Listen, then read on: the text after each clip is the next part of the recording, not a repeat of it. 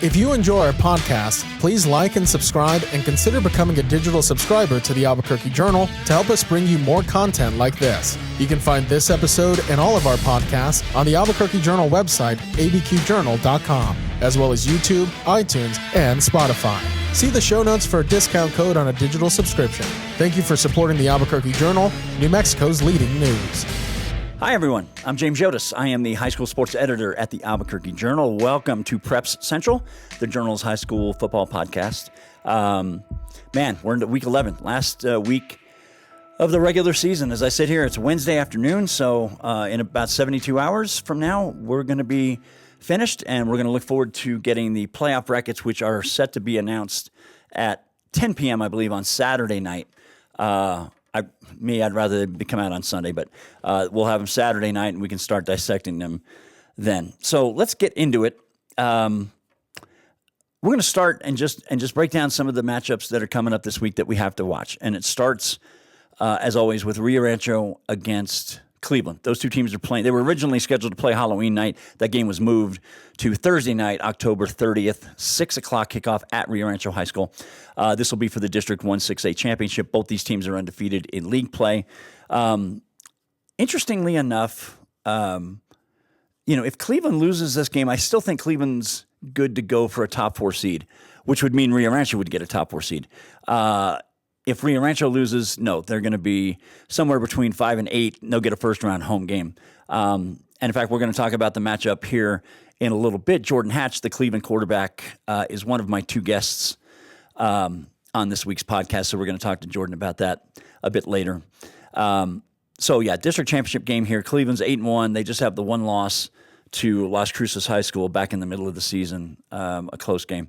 Rio Rancho had that 3-game losing streak, but they've been undefeated in district, playing well. So I will be there at Rio Rancho tomorrow night at 6. In District 3-6A, we've got Centennial playing Las Cruces on Friday night at the Field of Dreams. That's not a straight-up district championship game the way Rio Rancho Cleveland is. We have the potential for a 3-way tie for first place in this district, the Southern District, if Centennial beats Las Cruces and if Hobbs defeats Carlsbad. Those two play on Friday night as well.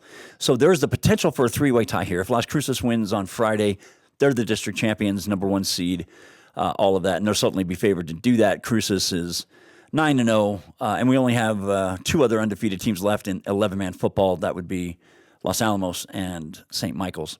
So, Las Cruces wins pretty straightforward. If Centennial wins, then it becomes more complicated, and then we get into 3-way tiebreakers, which will depend heavily on head-to-head scores between the teams. So Centennial can certainly still have a chance to win the district, but they're going to have to win by a lot to make that happen. Cruces is still by far in the driver's seat.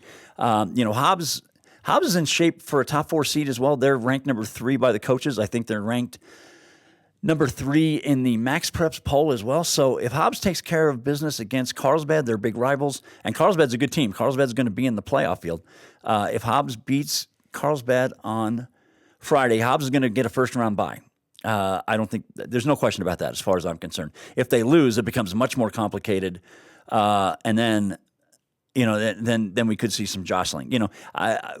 You never know what kind of chaos you're going to get on the last night of the regular season. Like what if Rio Rancho beats Cleveland? What if Centennial beats Las Cruces? What if Carlsbad beats Hobbs? What if Sandia beats Los Lunas? There are those 4 games in particular where the results could severely impact how the top 12 are going to look for the playoffs.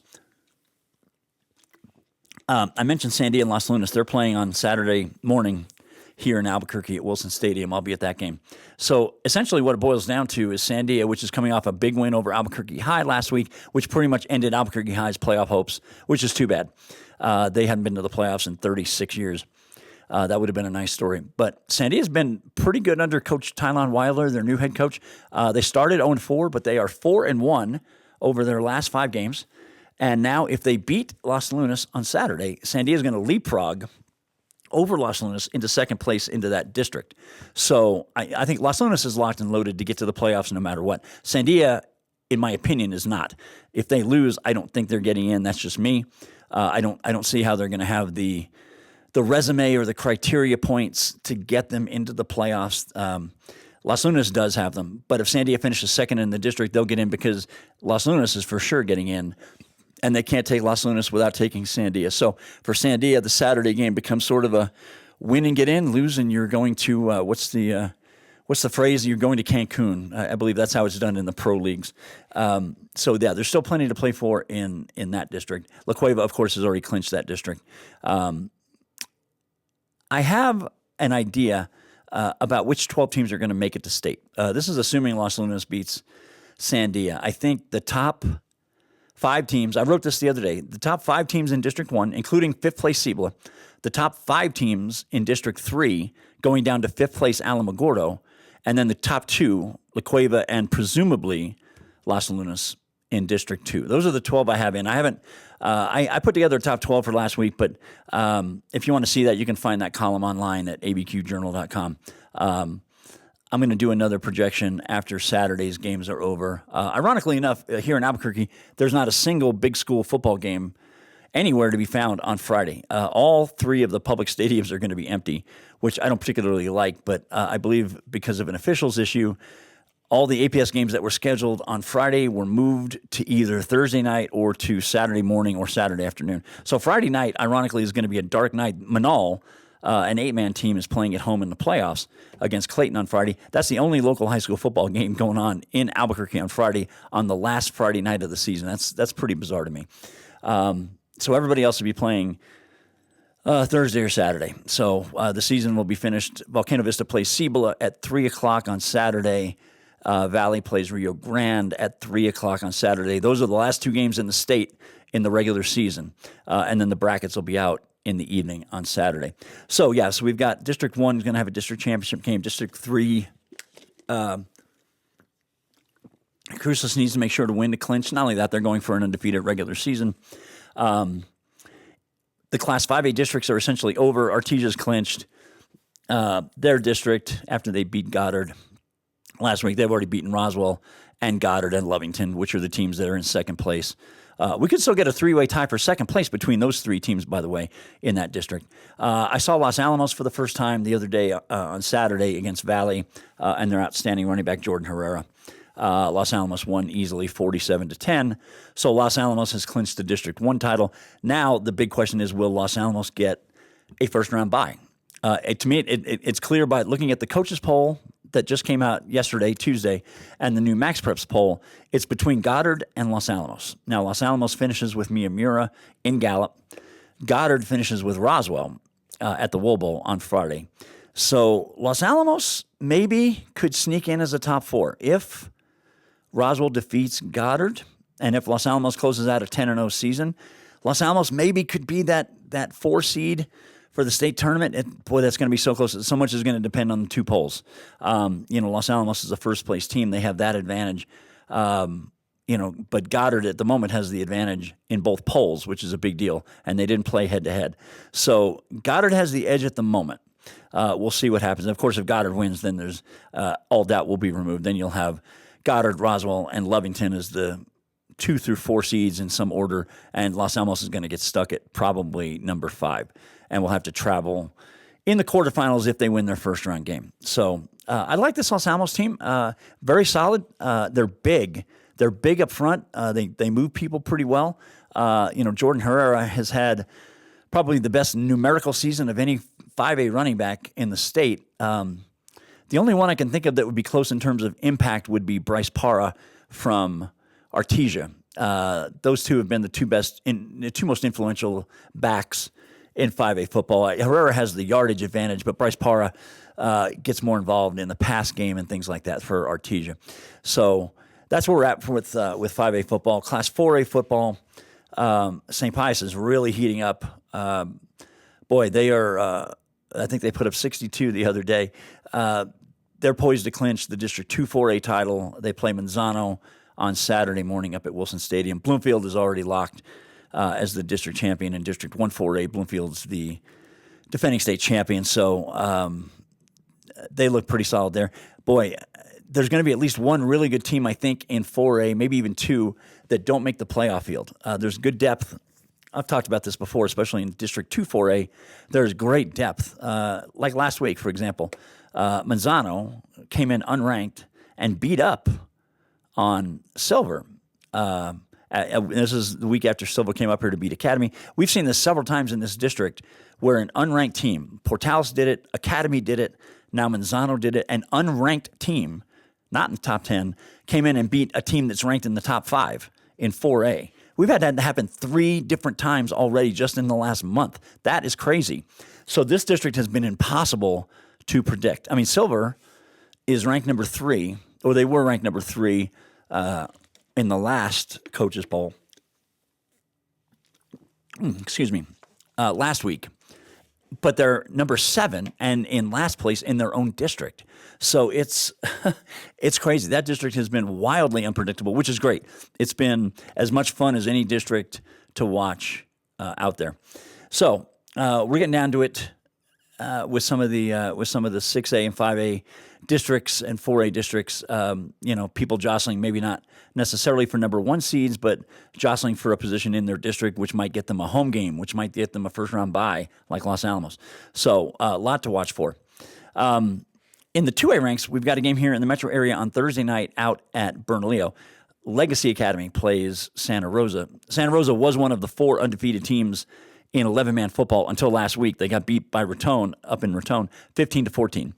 So Santa Rosa, Raton, and Legacy are all in the same district. This district, like District 3 6A that I talked about just a minute ago, has the potential for a 3-way tie. If Santa Rosa beats Legacy Academy on Thursday, and if Raton beats Estancia on Friday, we're going to have a 3-way tie in that district. And then we'll have to go by head-to-head scores to figure out who's going to be the number 1 team out of that district. So, Santa Rosa's up here. If you remember last year, you may not remember, Legacy Academy, which is out on Albuquerque's west side, not far from West Mesa High School. Legacy was 9-0, then went out to Santa Rosa and got beat up pretty good, and finished the regular season 9-1, and Santa Rosa won the district. Now it's Legacy in first place by itself in the district with a game advantage over Santa Rosa and Raton. So Legacy can close out the district title and a definite top 4 seed if they win this game. There's no guarantee they'll be a top 4 if they don't win. We've got other good teams that need paying attention, like Texaco and Eunice, Santa Rosa for sure. So Legacy may not necessarily be a lock for a top 4 seed yet. They're going to have to show pretty well, if not win this game outright. And then, of course, the 6-man and 8-man playoffs begin this weekend. And then, of course, the 11-man action, 2A through 6A, will begin next Friday and Saturday with first-round games. So that's where we're at as we head into this coming weekend. I noted that we will have Jordan Hatch from Cleveland High School as a guest on today's podcast. But the first guest we have today, I'm going to introduce him first, is Ken Stevens. He is the head football coach at Hobbs High School. Hobbs having a nice season. They're 7-2. They lost a game to Artesia by 10 early in the year, and they lost pretty big to Las Cruces inside their district. But Hobbs is in a position to get a top 4 seed, which would be an incredibly rare thing for Hobbs football. So here's the conversation I had with Coach Ken Stevens from Hobbs. Today, Ken Stevens, he is the head football coach at Hobbs High School. Hobbs is ranked number 3 in the coaches poll, I think number 3 in the computer poll too. Eagles 7-2 overall, and they close the regular season against Carlsbad on Friday. Ken, good to see you. Thank you for joining me. Hey, thank you. Good to be here. Thanks for having me, James. You bet. You bet. So let's talk first about Friday night. So look, you are in second place behind Las Cruces, a team you've already played. This game is super important. You and I have talked before for our print edition about Hobbs getting to the next level. You've mentioned that a couple times, and you said that's a super important thing to you and your guys and the program in general. So now Hobbs is in a position to do exactly that. A win on Friday gets you a first round bye. I think we all agree on that. I think you're aware of that. So there's a lot at stake in this game, and I'm wondering how you've been treating it this week. Well, we're treating it like it's a playoff game. We're telling the kids, our playoffs start this week. Because essentially it is. If we win, confident that we'll get that first round bye, that puts us in the quarterfinals. And so that's the way we're treating it. We're taking it as if it's the playoff game and as if it's already started for us. Also over the last decade or so, Carlsbad and Hobbs is the rivalry and the intensity in this game's kind of increased because usually there's a lot riding on this game being the last game of the year, whether or not one of us is fighting for a playoff spot or a better seed, whatever that might be. And so our kids are ready and they're excited to play Carlsbad and they get up for them every year. So I expect us to come out ready to play. Right, and look, Carlsbad is in the hunt. I mean, they can't finish as high as you, but they're trying to get a first round home game. Maybe if they can somehow beat you, maybe they push their way into the top 8. So for them, the stakes are maybe not as high as for you, but also high in their own way. For sure, I think depending on how this weekend plays out, I think Carlsbad's probably in the playoffs. And so last couple of years when we've played them, I think they've had the pressure of having to win the game to get in. This year, I think maybe not so much pressure to have to win, but viewing it as a game that can only help them and obviously put a big damper on what we want to do. And so they'll be fired up and ready to go for sure. So in previous conversations that you and I have had, referencing back to something I mentioned right at the start, we were talking about you very much wanting to get Hobbs to that next level. So I'd be curious how you would define it. Would Hobbs getting a first round bye in the football playoffs constitute getting to that next level? Of course, Hobbs. Now let me finish. Hobbs has been in the quarterfinals a bunch in the last few years. Would Hobbs needing to get to the semifinals, maybe at least, would that constitute that next level you're talking about? Do you have a definition for this? I would believe getting to the semifinals would be the definition for us. We've been in the quarterfinals for 5 straight years, something like that, and haven't been able to get past that round. A couple years ago, we had a really good team, really strong chance, 9-1, and we got to host Volcano Vista in the quarters there and lost to a really good Volcano Vista team there at the end of the game and so came up short there and so I think the quarterfinals I feel like it's kind of been the expectation now that we've kind of set and so we want to exceed that expectation and I think getting into the semifinals or further would constitute us maybe taking that next step and getting to that upper echelon of teams in the state of New Mexico. Is this the best team you've had since you became the head coach at Hobbs? That's a very tricky question. We're a very good team. It's hard to compare them to that team we had that was 9-1. That team was had more depth, I would say. That team had more depth than what this team has, but nonetheless, it's a very good team. So, what has been the formula for you putting together this Hobbs program? Hobbs has always kind of existed. I shouldn't say always. That's not fair. Hobbs has of late existed sort of on the fringe of that top group. If you're thinking about Cleveland or Cruces or La Cueva, Volcano, those kind of teams, what has been the formula to get this team in the hunt the way it is this year? Just consistency within our program as far as our work ethic in the off season, whether that's the spring and the summer, consistency in our discipline, consistency in teaching and coaching effort. And so and talking to them about learning how to handle success. Sometimes teams, as you start to win, you start to take one step, you start to relax a little bit and forget what it is that got you to where you're at. And so I'm learning how to handle those things and deal with those, learning how to play in big games, and how to win those games. I think that's all part of the process. What is your take on how Hobbs football exists in a city which is known as Hobbs America for its boys basketball program? How does that dynamic work? I think that's one of the things that you got to understand coming into Hobbs is that it is a basketball town, and so rather than fight that and try to flip it, learn to work with them. And so we over the last couple of years, people may not realize it, but we have several kids that play basketball and even start on the basketball team that are now playing football and participating in both. I think that's a direct reflection of our leadership in the administration office with Mr. Soria and our superintendent. It's something that we encourage here as multiple sport athletes. And so, again, not trying to say it's us against basketball, but it's Hobbs, and we want to be good at all sports and represent our community in every sport that we play and represent well. And I think I asked that question because I was thinking about another example at a smaller level, Hope Christian, which is a tremendous basketball school at a lower level. and has just, Coach Murphy there has, I think, 16. He's coming up on Coach Tasker. I think he's got like 16 state titles or something or other. And Hope was always known at a basketball school. And then about 15 years ago, give or take, they introduced football.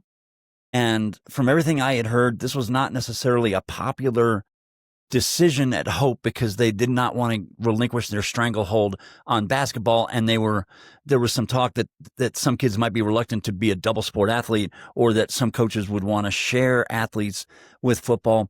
And it took some time to kind of iron out the wrinkles, and eventually Hope won a state championship. I can't remember what year it was offhand, but it took them some time to escape from that basketball school description. Even Espanola Valley and Bernalillo, two other schools that are known as basketball schools, their coaches, of course, now Coach Wilder's with Sandia, but Coach Kobos at Bernalillo, those teams made the state semifinals in football last year. And I would have never thought that as long as I've been doing this job. They were always basketball schools. And to see them get to the state semifinals was just something so uniquely bizarre, but kind of wonderful. It was good to see new faces. And this I think is why I wanted to ask you about this, because Hobbs, yes, it's known primarily as a basketball school, but look, as you noted, the football program has been very good, very consistent, and it's just needing maybe that one season, that one spark. You get the right draw, you get the right group, and you play yourself into the semis or even the championship game. And you guys are poised to do that this year. Yeah, we have a great opportunity in front of us, and and that's again something else we've been talking a lot about this week is seizing and taking advantage of your opportunities and making the most of them. And so, that's going to start with Carlsbad, and then obviously move into the playoffs from there, and continue we got to continue to improve and play well. So let's break down this team a little bit. Of course, we don't get a chance to see you up here in the metro area. Break down this team a little bit. Break down both sides of the ball and what has made both units so complementary in this season you're having. Well, offensively, we got a very good dual threat quarterback that I think poses a lot of problems to teams. Junior Madrano, he kind of spearheads our offense. He's through 9 games, I believe he's got 1,200 yards rushing, and then another 1,400 yards passing. And then our offensive line, can't go without them. I think they played really well all year. They've been a stellar unit, and wouldn't be able to do the things we're doing without our front. Not quite as big as we've been in the past, to be honest with you, up front, but they move pretty well, and they play well as a unit, and have done an outstanding job. And then we've got 2 pretty tall, big receivers, 6'2", 6'3", Justice French and Braddock Beatty. That again, if makes it kind of hard to load up on the run game and single those guys up. And then Seamus Wright, good running back. We didn't have him for about 5 games this year. He played in Lovington, then got injured, didn't come back till Centennial, and so he's back and healthy. And then the back that filled in during his time was a pleasant surprise, DeMarcus Hill. So we have a few weapons there on offense that's allowed us to be pretty successful on offense throughout the year. And then defensively, we're led by our defensive front.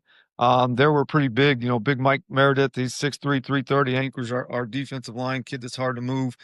Another kid, Jeremiah Mackey, about 5'11", 265, super quick. And those 2 dudes really set the tone for us up front. Did you say 6'3", 330? Yeah, yes, sir. Yes, sir. He's a load. He may have dropped a little weight during football season. He was 330 at the beginning, so he may be down 315 maybe. He slimmed up a little bit. But yeah, that's Mike Meredith, Big Mike, and so he's hard to move. And so that defensive line really sets the tone for our defense. We're pretty young at the linebacker position. But then our secondary's veteran. Most of those guys are back from last year, and they're spearheaded back there by Adrian Mora, probably one of the better athletes on our team. Punt returner, kick returner guy, plays a little offense for us. And so those guys set the tone in defense. Our defense is, they've made big stops when we've needed them all year, and really come through in crucial situations. And so, that's kind of us. How would you describe the overall top to bottom competitiveness of this district this year? Look, I mean, depending on what happens with your game, of course, and what happens with Las Cruces and Centennial, who play Friday night as well, this district could get 3 of the top 4 seeds. I've seen Centennial once, and I've seen Cruces a couple of times, and I know how good both of those teams are. Would that be a legit thing? I mean, 3 out of the top 4 seeds, if it came to that, would you look at that and say, you know what, that's right. That's the way it should be? I think so. As coaches in the office, we're always playing the game, going through the criteria. I think if, depending on what happens this weekend, I think if the NMA follows the criteria to the T, I think it's a definite possibility to get 3 of the top 4. I think I remember talking to you beginning of the season, and I remember telling you in the preview that I felt that our district was going to be much improved top to bottom, and and it has been. It's been a very competitive district, and we've played well against other teams outside our district, and so I feel it's a pretty strong district this year. Right before the season started, I wrote a column that was only slightly tongue in cheek, and I said, you know what?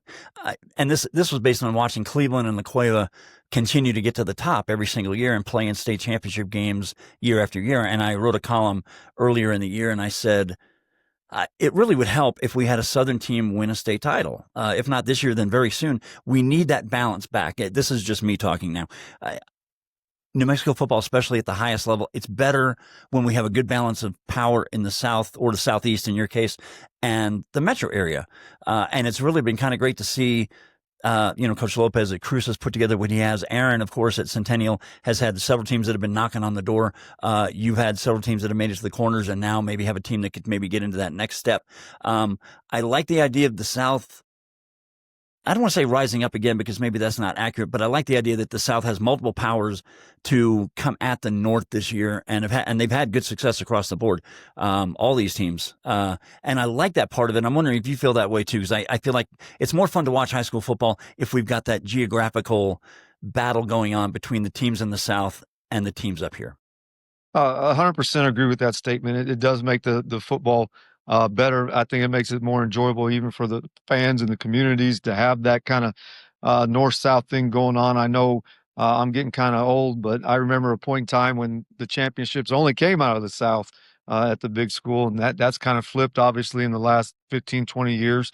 And so again, I think I agree with you. It makes it better for the whole if it's a little bit more. I'm trying the word I'm losing, but where it's a little bit more competitive, where you have it kind of bouncing back and forth between the North and the South, and I think that would just pick up the fans and the following and the hype of it all. Yeah, I do too.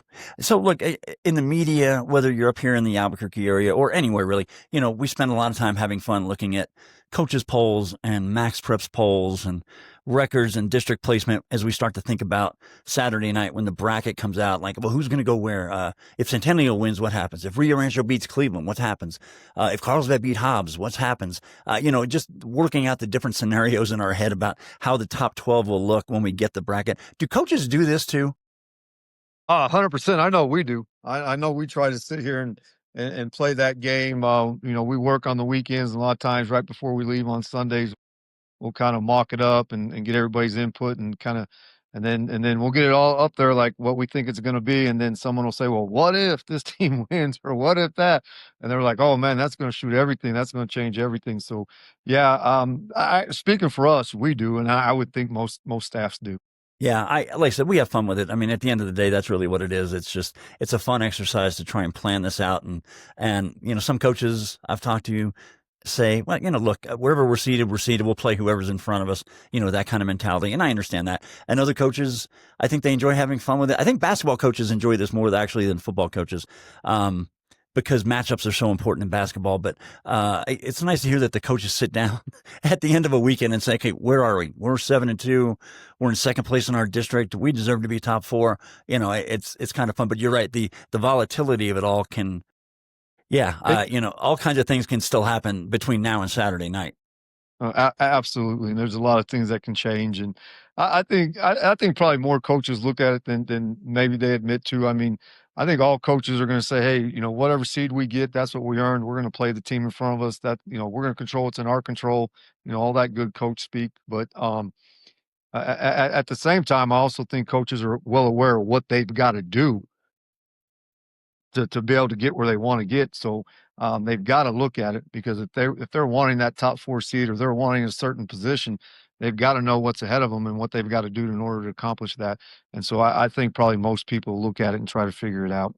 Okay, so the brackets come out Saturday night. Why? Why can't we wait till Sunday? I always hear the same thing. The coaches really want to get the matchups, and they want to start uploading film on their opponent for the teams that are seeded 5 through 12 that are playing next week in the first round. I always hear that. Is that a legit thing? I mean, coaches are that eager to get their opponent and just start going after film. That way, when they come in Sunday morning, they can hit the ground running. Is that really what it's about? Yeah, I think that's what it's about because sometimes what it is maybe, and it may not be such an issue nowadays when you're required to upload the film, and so it should already be there. But I know in years past, before all that was, the issue is wanting to find out Saturday night because sometimes it takes a while to get the film. And so if you're not finding out till Sunday morning, and let's say you don't get the film sent or for whatever reason they're not working, there's all sorts of different variables. Well, you don't finally get the film till noon, 1 o'clock on Sunday. Now you're pressing because you're starting practice on Monday. So, so that I think that's a real deal for coaches. They want to get started on that game plan, and depending on the staff, most coaches probably work um, at the very least part of the day Saturday and part of the day Sunday on a normal week. And so they're probably putting in 16 to 24 hours over the weekend prepping for the upcoming opponent. And so, now you're talking about trying to squeeze that into one day on a Sunday. Okay, I was just curious about that. Listen, Ken, I appreciate you taking a few minutes. I know you're heading out to practice soon. Good luck on Friday against Carlsbad, and we'll see how the bracket breaks this weekend, and you and I will certainly talk some more once we get into the postseason. So thank you so much for joining me. Again, thank you for having me. Enjoyed it. And thank you for covering New Mexico high school sports like you do. You bet. Ken Stevens is the head football coach at Hobbs High School. Okay, that was my chat with Ken Stevens from Hobbs. I always feel bad we don't get a chance to watch Hobbs up here very often. And it's hard for them in a large district to schedule a game here in the metro area, to be honest. They play Artesia, they play Lovington. So it's hard for them to get up here. My next guest is Cleveland High School's quarterback, senior Jordan Hatch, who's having a tremendous season for the Storm, who are ranked number 2 in 6A behind Las Cruces, both in the coaches poll and the Max Preps poll. Forgive some of the video on our chat was a little off, but here's my chat with Jordan Hatch from Cleveland. Here's my second guest today. He is Jordan Hatch, the quarterback at Cleveland High School. The Storm playing for the District 1 6A title on Thursday night. That game will be at Rio Rancho, 6 o'clock kickoff. I always love 6 o'clock kickoffs. It gives me a chance to write a story. Jordan, welcome. Good to see you. Yeah, thank you. Nice to see you as well. Yeah. So let's get right into it. Let's talk about Thursday night. Look, you guys are 8-1. You just had that one really tough home loss against Las Cruces there in the middle of the season. You've been having a good time of it in district, beating some good teams. You beat up on Volcano last week, who's pretty good. You've beaten up on Cibola, Piedra Vista, and now you come to your biggest rivalry game. And look, there's a lot on the line. If you want to clinch a top 4 seed, you got to win this game. And same for Rio Rancho. I think if Rio Rancho wins, I still think you guys are probably okay to get a top 4 win or lose. Rio Rancho probably not the same for them. They have to win to get a top 4 seed. But how do you guys treat Rio Rancho week? What is different about Rio Rancho week than any other week on the schedule? Yeah, I mean, it's a rivalry week. So, I mean, it's different from the other teams, but we just try to treat it like any other team. I mean, our coaches, I know they're going to put us in a good position to win. So we just got to go out there and we got to execute. So when you say you treat them like any other team, come on, man, there's no way you can do that, right? Yeah, well, I mean yeah. I mean, it's the district championship, so it's definitely a bigger week than the ones prior to this. So, I mean, it's just a different vibe in the locker room. It's like November football. It's basically playoffs for us right now. Okay, so look, you guys have had a chance to see them. Some of you have probably seen them in person, and you've certainly had time to watch a bunch of film on them this week. Why don't you just tell me this Rio Rancho defense that you'll be facing tomorrow night? It's Wednesday afternoon as you and I are talking right now. So this Rio Rancho defense you're going to face on Thursday night. Tell me what you see about them and how you guys feel like you're going to be able to attack them. Yeah, I mean, so I've watched a lot of film. Corners in Jordan Gold and Quinn McKinley. So, I mean, we know where their strengths are, and we just kind of got to attack around it. But really, it's just us. It's not up to how they play. It's up to how we play. And if we execute, I know they can't beat us. So look, last week you got back Evan Nanez. You guys, an outstanding sophomore who has been a really go-to target for you in the pass game, but you've also been able to utilize him in the run game, like with jet sweeps and things like that. So now you've got Evan back in the fold, who is just, I would say, fairly one of the 5 best athletes I've seen in 6A football, plus Jacob Maldonado, and other weapons as well, both in the pass game and the run game. But now that you guys seem like you have all your weapons back in place, tell me how good this team is feeling to have everything back where it was when we started the year. Yeah, I mean, it's a long season, so people get beat up. That's just kind of how it goes. But yeah, Evan's definitely a big plus to have back on the team. And he's explosive. I just got to get the ball in his hands, and he makes plays for me. Tell me how the passing game is evolved. You're very lucky. Coach Ridenour, Coach Heath Ridenour, who was a former head coach at Cleveland, and then he went to UNM for several seasons. Now he's back coaching again at Cleveland. Everybody considers him like a quarterback whisperer. All the quarterbacks that he has coached at Cleveland have excelled in one way or another. Tell me what he brings to your game in terms of knowledge or advice or technical things like footwork or things like that. Yeah, I mean, when you watch us play on offense, it's really just all him. He puts it all together and he tells us what to do. So I know, like, in whatever defense they line up in, I know whatever I have to do. And I mean, yeah, me and him have gotten super close throughout the years. I mean, he's been with me since my junior year last year. So me and him are super close. But I mean, he's giving me the details I need to know, and he makes it super easy for me. Is there one way you could say that he's made you a better quarterback? One thing specifically? He's really just increased my ball knowledge immensely. I mean, like, we watch film a lot. And I mean, I can break down coverages way easier now. I mean, I know basically what defense they're going to be in before they even line up. So, I mean, my knowledge of the game has grown since he's been there. So we're talking football IQ, basically. Yeah, of course. Yeah. Yeah. And I mean, he's been around the sport for a long time. So he's super knowledge as well. I mean, he kind of just puts it on me, which helps a lot. So let's talk about the season you guys are having. You're 8-1, and you guys have played quite a few pretty good teams. I was there the one night you lost to Las Cruces. I think it was like 38-34, if memory serves. That game could have gone either way. It went down to the last couple of minutes. This team had a single loss to Centennial last year that ended up being a real impetus for you guys to shake that off and close out the season without another loss, which you did. Tell me what the Las Cruces loss did for this team at all after that occurred. Yeah, I mean, you never want to lose games, right? You're always going in to win, but I mean, it happens. I mean, we're human, we're not perfect. But I think it just kind of fires us up to get back out there because, I mean, Centennial last year, that was our biggest turning point, was game 1. From week 1 to week 2, everything was kind of changed, and we didn't really have a super close game after that. So I think it just kind of makes us realize that we can lose football games, and I think it's actually good for the team. Not good, but good in a sense. So tell me how you look at these 6A playoffs coming out. We'll have the playoff bracket, of course, on Saturday night. You guys have been ranked number 2 behind Cruces since you played them and lost to them at home. It's been Cruces and Cleveland. A lot of people, and I'll say this, including me, look at these two teams, you and Las Cruces, as being just a full head, maybe head and shoulders above everybody else. As you look at 6A football, what teams have impressed you? Not counting Las Cruces. Yeah, I mean, Rio Rancho, we played them this week, but I've been super impressed with how they played. I mean, they came out with a big win against Volcano 2 weeks ago. Centennial was a very good team when we played against them. Hobbs, I've been looking at them. They beat some good teams. So, I mean, in November, anything can really happen, so. Okay, so let's talk about your future. I mean, look, you're 6'4", you got a big arm, you're mobile. What are your plans beyond Cleveland?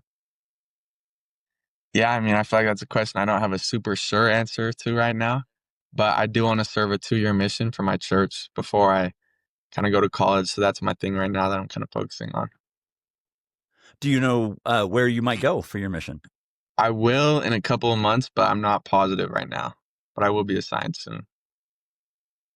Is it your hope that you can come back from this mission and still have 5 years to have a college football career somewhere? Sorry, what was that? You cut out for 1 second.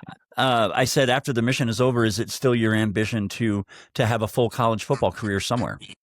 It is. Yeah, that is my hope right now because, I mean, football has basically been my life since 8th grade, really. So, I mean, that's going to be a hard thing to put away eventually, but I am planning on playing in college. Right. Give me the one thing that separates Cleveland High School from anybody else? Why is Cleveland football special? If somebody came up to you and said, hey, why are you guys always so good? What would you tell them? Somebody that doesn't follow high school football, what would you tell them? Yeah, I mean, I would tell them it's the coaches. They always tell us to just not settle for mediocrity. I feel like that's how we are as a team. I mean, basically start in January, so we get 1 month off, December, and then we're back at it again. So, I mean, we're grinding, going at it all season long, and I feel like we kind of just don't have a tolerance to lose. So, I mean, I have to put it all on the coaches. They just put us in a position to win. Right.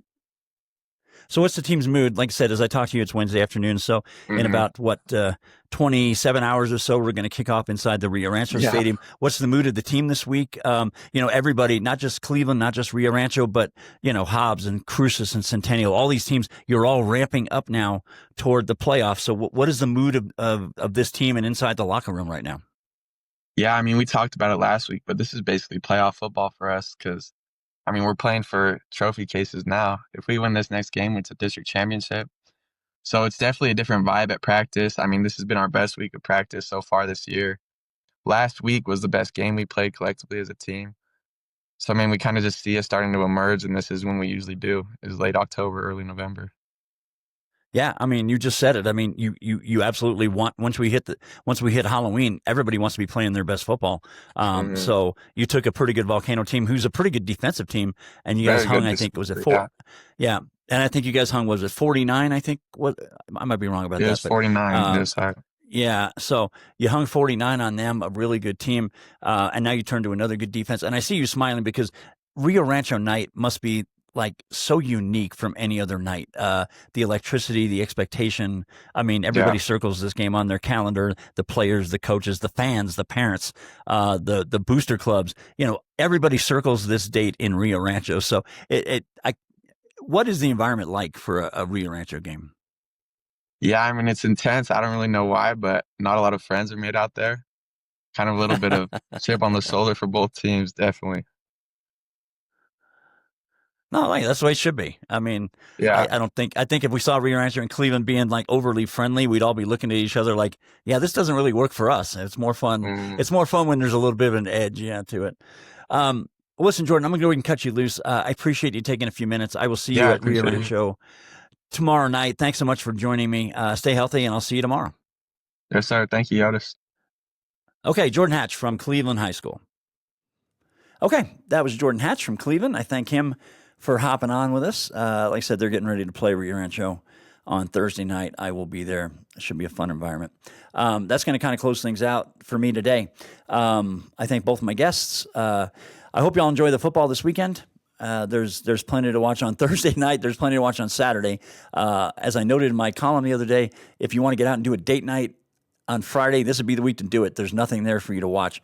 There are no Lobos and there are no high school games. It's going to be kind of a weird thing. I thank everybody for watching. Before I get out of here, want to also mention the state soccer tournament is underway. As I sit here today on Wednesday, the girls' first-round matches have already been held. The boys are doing so today, Wednesday.